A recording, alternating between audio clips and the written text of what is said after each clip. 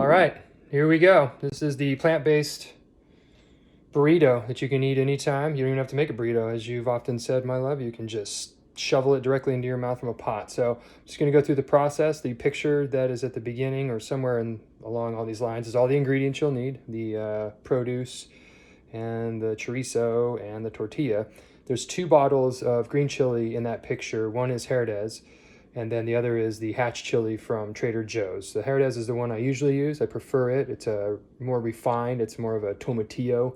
It's not as chunky, whereas the Hatch is a lot chunkier, and it doesn't do anything more. It's just chunky, and it's as if you got big chunks of peppers in there. But they're both delicious, but the Herdez is a lot easier to find. It's within any grocery store, and the other one is strictly at Trader Joe's. So here we go, man. So I'm gonna set you down and go through it. So the first thing is we just got russet potatoes. Usually, if I can get pretty big ones, size of my hand, I'll use 2. I've got 3, so I'm just gonna use 3. And they'll cook down, they'll bake down. So before we do any of that, I'm gonna set the oven at a bake at about 435-ish, somewhere in there, and just let it rip. So by the time it's ready, the potatoes will be peeled, seasoned, and ready to go. All right. Okay. So from there, I'll peel these later. We don't need to go into all of that. So now I'm going to cut these. So I'm going to cut this in half, sideways like that.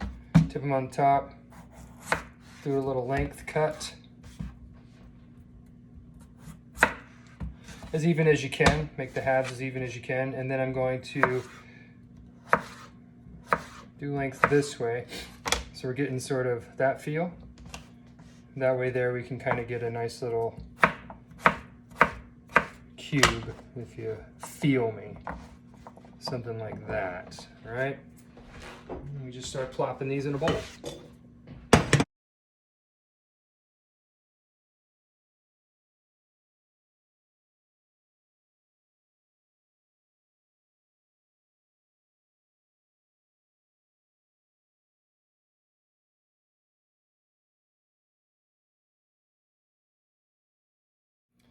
All right, so potatoes are cut, we're good to go. Now I've got olive oil, and I'm just going to kind of just swirl around, just coat them a little bit, not a ton, but enough to get it going, and then just toss them in the olive oil so that they're coated with olive oil. And the beauty of this is that all that shit you're gonna season it with will stick to it. The thing with russets too is they got a pretty high moisture content. I feel that once you start adding salt to them, they start getting a little wet, so don't get too scared, because by the time we get this done, like I said, the oven will be preheated and we'll just fire them right in there. So now, herbs de Provence. This is a Creole seasoning, Tony Chachere's, I think is how it's pronounced. I really have no idea. This has also got a, its base, let's see, the base of it is cayenne pepper, but it's also salt.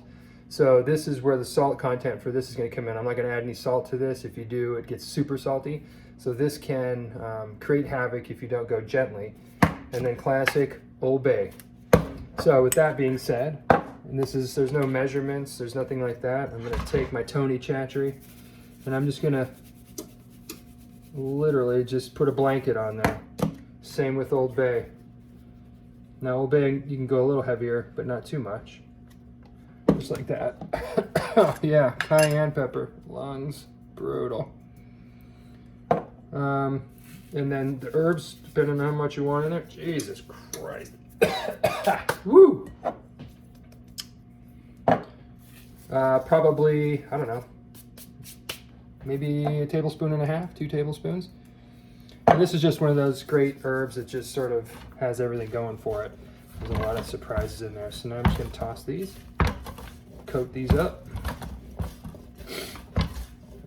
Seriously, I should have wore a respirator. Lord.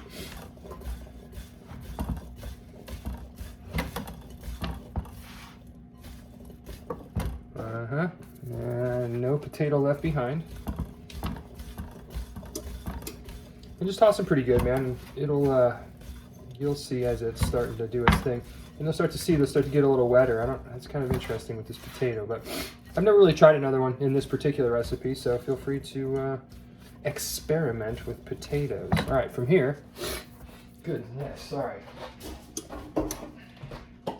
I've got baking sheet lined with parchment. You can line it with tinfoil, or you can not line it at all. This just makes it a little bit easier cleanup. I'm going to hit it with some cooking spray. Just cause. And then we're going to flop these down. Alright.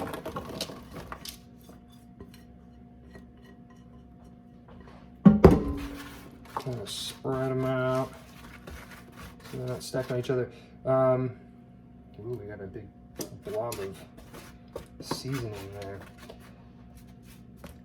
So they get kind of crowded with 3. So again, my intent is usually two potatoes the size of my hand, which doesn't mean a whole lot. It's not a good measurement there because most people's hands, I'm sure, are very different. All right, oven's ready. 435. I just realized that this is on, I've got it backwards. So every time I show you something to read, it's going to be backwards. Tough shit. This is first time for everything, baby. First time for everything. All right, so now we got the potatoes, we got the oven, little rack. Throw that bad boy in there.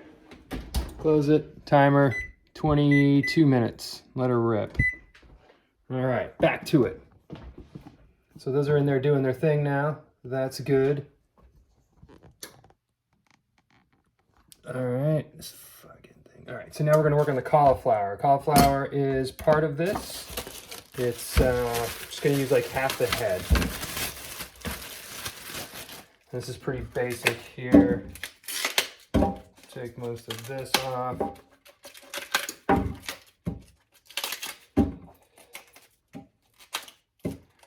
typically give everything a rinse because you just never know who or what has perhaps shit on your food.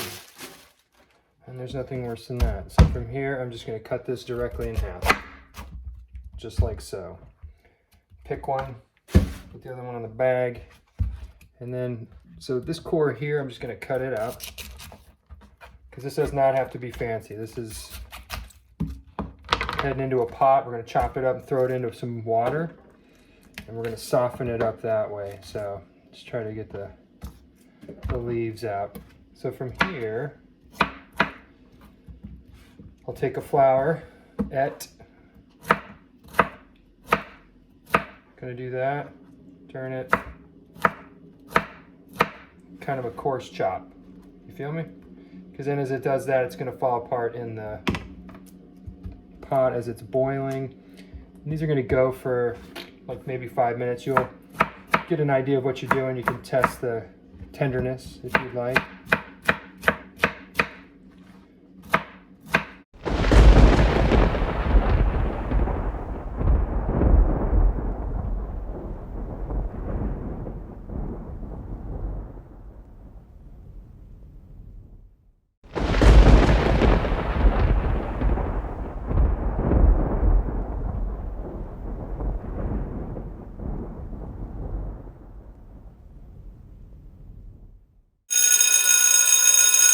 All right, so from here, I got I don't know, it's a saucepan. What are we looking at? 3.5 quart, somewhere in there.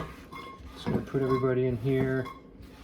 The problem with cauliflower is it disintegrates like this and it flies all over the floor and shit, so you'd be picking it up after a wee bit. So I'm just gonna drop some water in here now.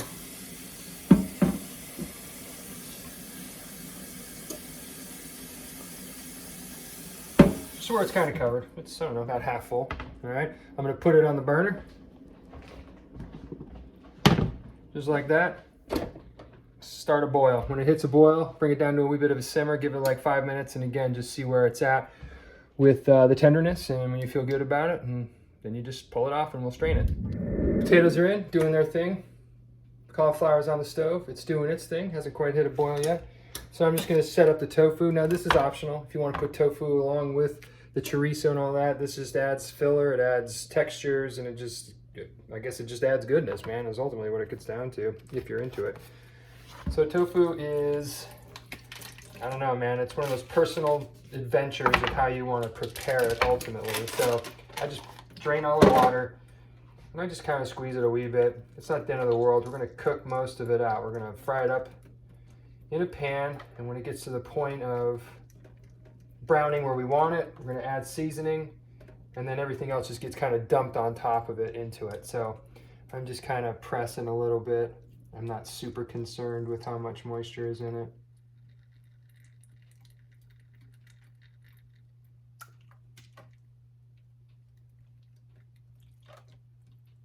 Plus, it's just kind of fun to feel. It's awfully cold. All right, man. So then from there, I'm just going to take it and cut it into somewhere in there, right? You can eyeball.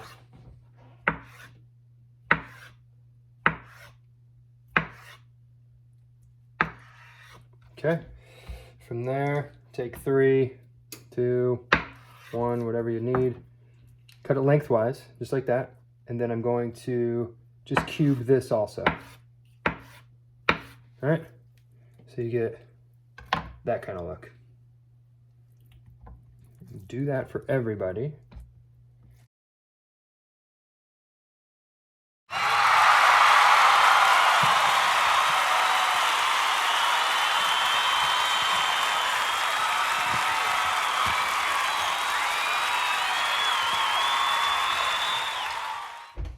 All right, so we got that cut. I'm gonna move the camera around a bit so we can get a different angle and have everything on the stove and not set fire to the tripod.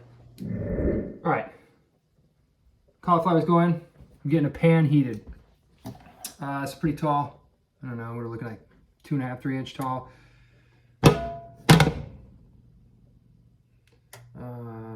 Frying pan, words are escaping me. And so I'm letting that heat up because I'm going to then add some olive oil to this or whatever oil you choose to use. And we're going to start pan frying the tofu. And so what I wanted to point out real quick was the chorizo. So I'm going to put stuff here so you can read it backwards.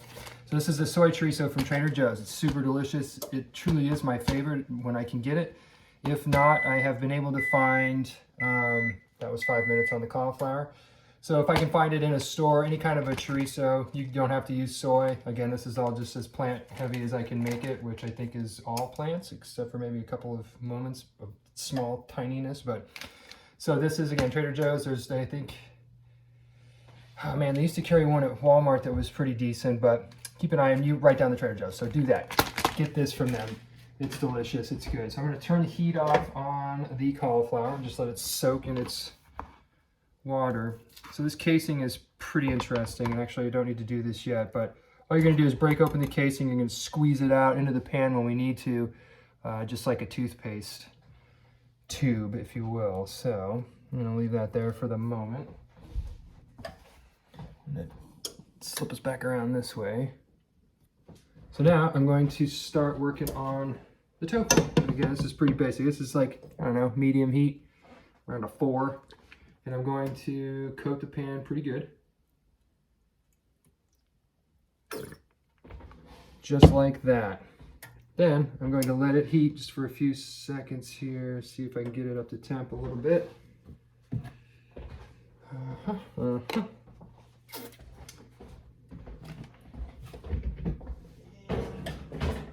need to use this, or whatever kind of a strainer you have, to get all the water out of the cauliflower here in a second or two. And actually, what I'll do is that. I'm just going to pour this into the sink.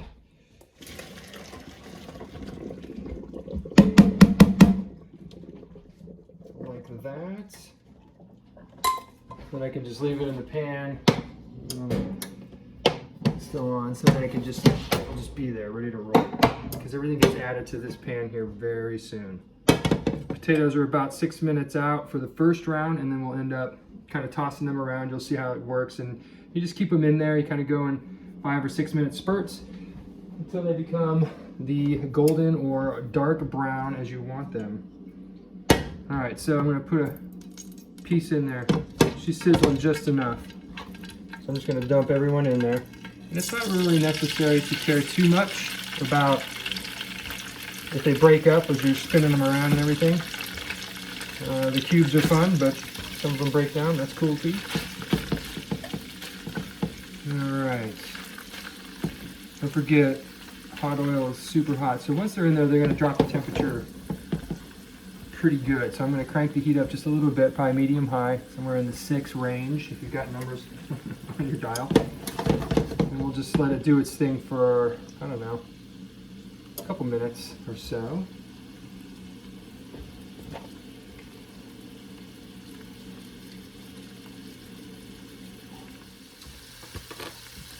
All right, so this is kind of going. I just wanted to show sort of the consistency of the cauliflower. It's when you grab it and squeeze it, it mushes in your hand. Again, that was about, I don't know, 5 minutes, and even like the stem hard parts are pretty nice. It doesn't lose all of its texture. It's not like a mashed potato, but it's also not like eating raw cauliflower, which can be surprising in a burrito. And we don't want to surprise people in a bad way, where they're shocked and they run and throw the shit in the trash. We want them to go, huh, man, I didn't even think of putting cauliflower in a burrito because it sounds disgusting, but it's not, because it really just is there as a texture, and I'm not even sure what the nutrient value of cauliflower is. It probably has 0. But it's better than beef bologna.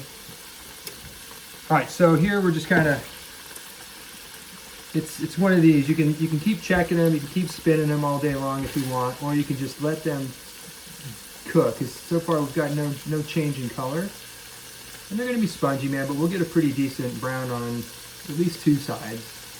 I think consistency is not that important to me. Again, it's going into a burrito.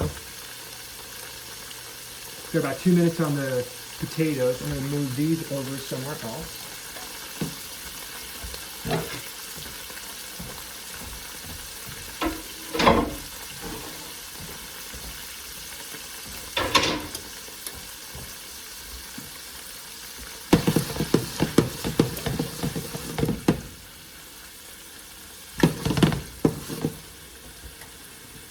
Right on. Let's see, so with the beans, we got 1 can of refried beans, totally up to you, whatever flavor, style, any of that. I'm not going to use a can. We actually had, I think, close to a can in a Tupperware in the fridge, so I'm going to use those instead at one point. And basically, these seasonings, we're looking at cumin, paprika, onion powder, garlic powder, a little bit left, and chili powder. And it's going to be basically the same sort of philosophy that we did the potatoes in, sort of just blanketing our food. We're not going to add any more salt. It's not necessary. The potatoes are going to take care of that for us. The chorizo is going to have a bit in there. The green chili is going to bring some tang to the party. And yeah, you start fidgeting with salt, as many will say, you can't take it back, but you can always add a little more. Sort of the philosophy in life, I think. So I've got about 30 seconds here on the potatoes, and I'm going to pull these out, and we will toss them around a little bit.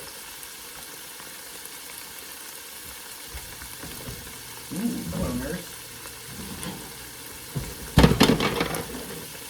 We got these bad boys doing this. So now they're going to be stuck to the paper, because no matter what you do, wet potatoes have a tendency to do this. So you can either do this, and they'll break up a little bit again, kind of get underneath there. And just move them around.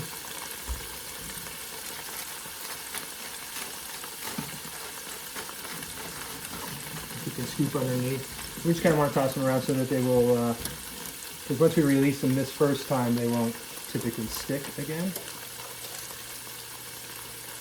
And again, when it's crowded, it gets a little more steamy, and the steaminess creates this vapor that now we got looking into the baked potato, but we will go past that. We'll go into a new realm. It'll be baked, but it will also be in a crispier. See, some of these are just really tough and stuff. So the question is, does the baking spray, does the pan spray really do anything? I don't know. I usually, if you can use tinfoil, it's probably a little bit better in the reflective state, so it will create more of a crispiness. But anyway, either here or there, man. Either here or there. It's all about doing dishes at the end. All right, so kind of spread them out again, slam them back in. I'm going to do 8 minutes. And each time I keep going in and checking, I'll probably drop it down like 2 and 2. So from here we'll do 6 and then maybe 4 until they get right where we want them, and then we'll be done with it. All right, so with these guys, we're still not getting a lot of color because there's a lot of water in here, and that's cool. But you can see, man, they're starting to brown up in places. So just toss them around a little bit and keep them rolling. All right, this is coming along nicely. As you can see, they're becoming golden brown, and you'll feel it. There's a little bit of a kind of a crust on some of them, which is great, man. Again, it's not the end of the world. And as you're doing this, you'll notice the moisture starts to sort of dissipate as you're cooking it off. Oil's hanging out a little bit. So at this point, we season. All right, so I've got garlic powder, not a whole lot left. Again, we're just looking at something in that district. Just a quick pass, man. A little bit of onion powder.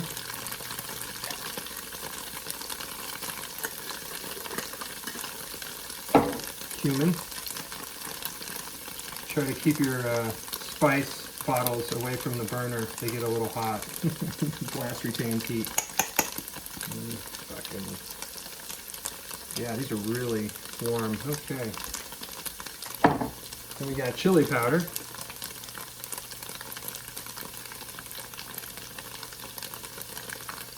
This is going to kind of thicken it up a little bit. Take away some of that moisture also, and then some paprika. Whoa, paprika, not paprika. And again, if you wanted to measure this out, perhaps it's like a teaspoon, 2 teaspoons, somewhere in there. Just more shit that you have to clean. That's like my mode of thought anymore is like, how many dishes do I really want to do? So as you can see, those, just like the potatoes, man, there's going to be some heavy ones, and it's going to be great because we're going to, when we add the other things here in just a few seconds, we're going to turn the fire down now almost to low because there's no need for smoking out the house. Shit will start getting hotter and hotter, and we're basically right where we want to be. So we got that. I'm going to add the chorizo, which beautifully enough, this plastic casing, just super thin, just kind of came apart. So I don't have to squeeze it out like toothpaste. It's going to fall out. Oh. Yeah, this stuff is crazy, man. I was so happy to have found this. I mean, the flavor is wonderful. It's got this greasy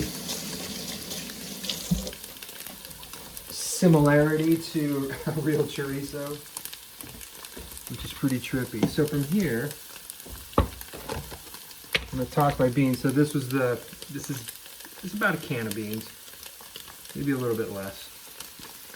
Either way, just gonna bomb everybody in here. And again, fire's on low, the shit's cooked. And if you can, and again, we're not worried about smashing all the nice little cubes that we just made. We're gonna break this up.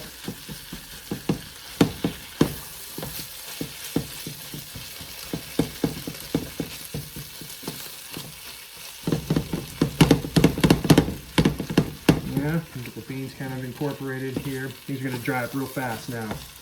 So, once we get them kind of touched together, again, just kind of press the beans around and make it as even as you can.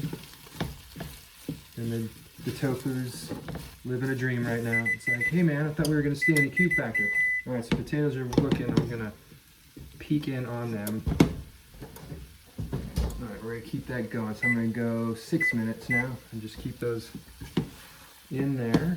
You may find yourself going faster. I don't know, ovens are all different. It's always funny to have a recipe and then do it in your own place with your own tools. And it's like, man, this shit's way different than they said. So we get this looking, right?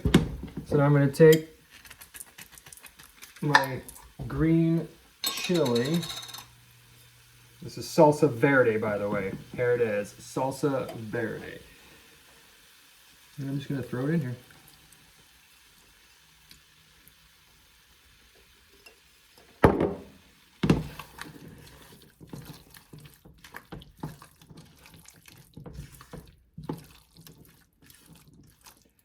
So the only thing left to add to this is going to be the cauliflower, which is sitting on the table. and the potatoes when they're done. And right now it's a little sloppy, and it may end up maintaining the sloppiness. It won't be this wet. When it cools off just a bit, and just keep it in this pan, get it off the fire when we're ready. Let me grab the cauliflower.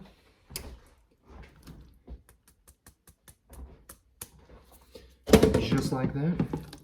But it'll tighten up a little bit. The potatoes will help out, and then as it cools down, it will also do that. You can actually turn the stove off at this point because it is piping hot and nothing is needing to be cooked. It's just wanting to be incorporated. The heat will kind of maintain its consistency that's as you can deal with it. As you can see, it's already kind of got a little tighter. All right. Yeah, man.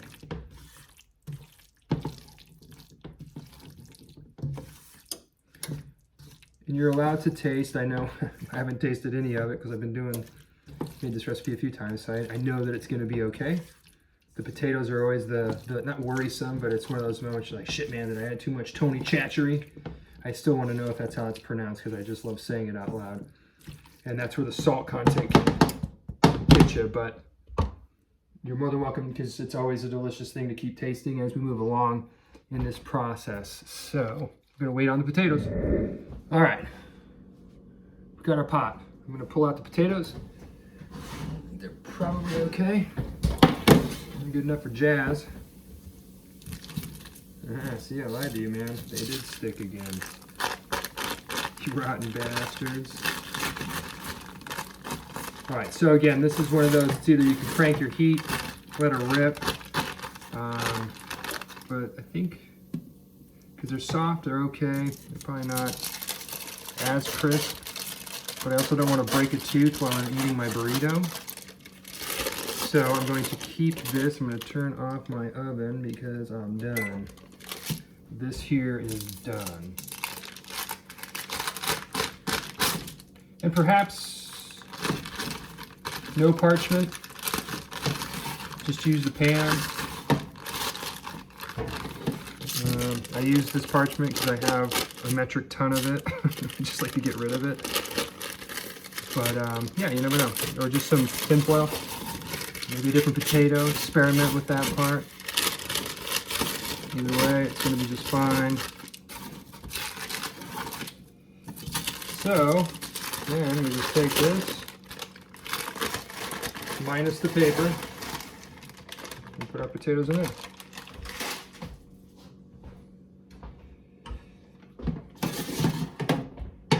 All right, and then we're just going to fold these bad boys in. Some of it will maintain. And that's it, man. So we're gonna let this cool down, and then I'll come back and we'll build one, and you're good to go. All right, man. So the first part with the potato cut, I'm sorry that the video is a little funky. Hopefully this works out too, man. But I really don't know what I'm doing. I can cook. I can't really make movies. So as you can see, as this is cooled off a bit, it's nice and it's just thick. It's got a really good body to it, right? So now we're gonna make a burrito. If you're not sure how that looks, there's really no right or wrong. There's a decent way. So we've got these. This is just a whole wheat tortilla. Mission, you can use any kind you want. The bigger, not necessarily the better, but these are 8 in here, and this recipe, if you do it right, will fill all 8. You might have a little bit left over, depending on the consistency of the tortilla maker that day. So let's get one out here that actually is pretty decent size. That'll work. So on occasion, I'll put them in the microwave, maybe like 6-7 seconds, just to sort of give them a little blast, just to make them a little bit warmer. And I've got these bad boys. These are 12-inch by 10 3/4 sheets of tin foil. These work beautifully to wrap a burrito up in.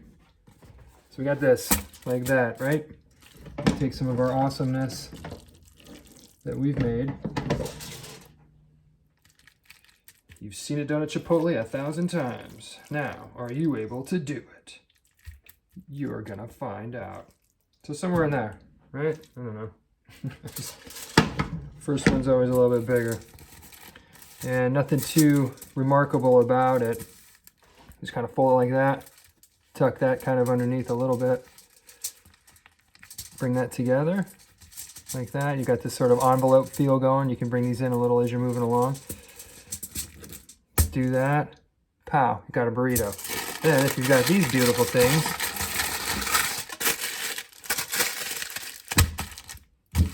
pop them in a cooler, go downtown, sell them after a football game, 10 bucks a piece. You've probably got maybe $20, I don't know, ingredient-wise.